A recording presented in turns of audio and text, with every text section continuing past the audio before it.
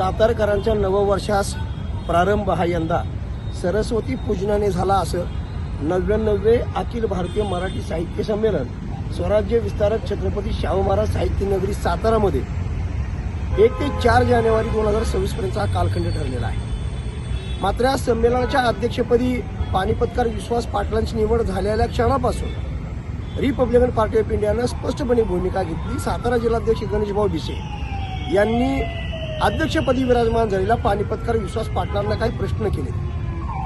समाज माध्यमाशी संवाद साधताना हेच पानिपतकार विश्वास पाटील म्हटले होते, मला कुणबी जातीचा दाखला वेळेवर मिळाला नसल्यामुळं कमी बुद्धीच्या लोकांच्या हाताखाली मला जन्मभर काम करावं लागलं। ती कमी बुद्धीची लोक नेमकी कोण आहेत याचं स्पष्टीकरण करावं म्हणून आम्ही त्यांना तात्विक विरोध केला होता।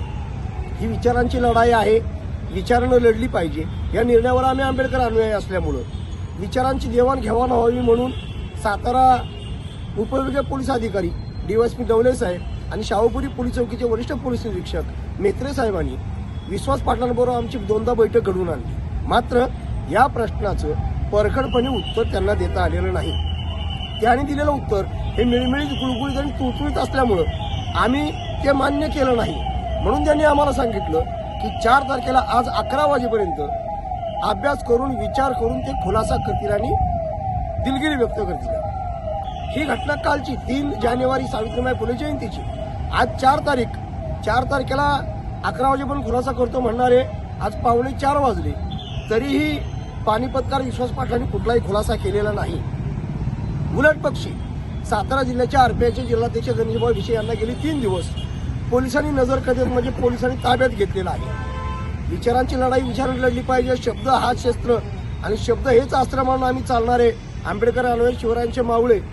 उत्तराची अपेक्षा होती, मात्र शिवरायांच्या राजधानीमध्ये इथं येऊनही जर पानिपतकार विश्वास पाटील उत्तर देत नसतील तर त्यांचा जाहीर निषेध नोंदवणं आम्हाला गरजेचं वाटलं। म्हणून लोकशाहीतील सनदशीर मार्गाचा अवलंब करावा लागला। कारण विश्वास पाटलांना हे अभिप्रेत होतं की कुणीतरी त्यांच्यावर दगडफेक करावी, कुणीतरी त्यांच्यावर हल्ला करावा, कुणीतरी साहित्य संमेलनात गोंधळ घालावा, कुणीतरी कायदा सुव्यवस्था प्रश्न निर्माण करावा, कुणीतरी असं कृत्य करावं की जेणेकरून 2 जातीचं तेढ निर्माण व्हावं।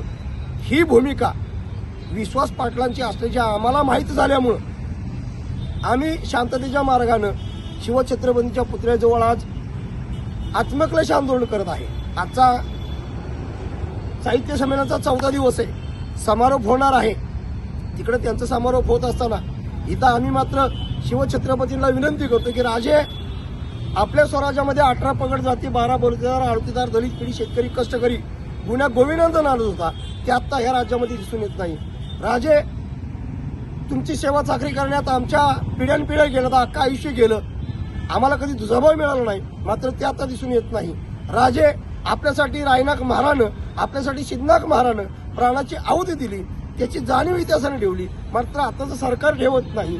ही खंत आमच्या मनामध्ये लागलेली आहे आणि जे स्वतःला शब्दप्रभू म्हणून घेत आहेत त्या शब्दप्रभूंनी कलम कसायाप्रमाणे जे वर्तन केलेलं आहे, वाक्य केलेलं आहे, त्याचा रिपब्लिकन पार्टी ऑफ इंडिया राष्ट्रीय अध्यक्ष माननीय डॉक्टर राजेंद्र गवई साहेबांच्या नेतृत्वाखाली, प्रदेशाध्यक्ष जकापा कांबळे आणि पश्चिम महाराष्ट्र महासचिव चंद्रकांत कांबळे यांच्या मार्गदर्शनाखाली मी सातारा जिल्हा माजी जिल्हाध्यक्ष संजय गाडे तमाम सगळ्या कार्यकर्त्यांच्या पदाधिकाऱ्यांच्या सह पानिपतकार विश्वास पाटील उर्फ विश्वासघातकी पाटलांचा तीव्र स्वरूपात निषेध नोंदवतो आणि आत्मक्लेश आंदोलन चालू ठेवतो। याची नोंद घ्यावी।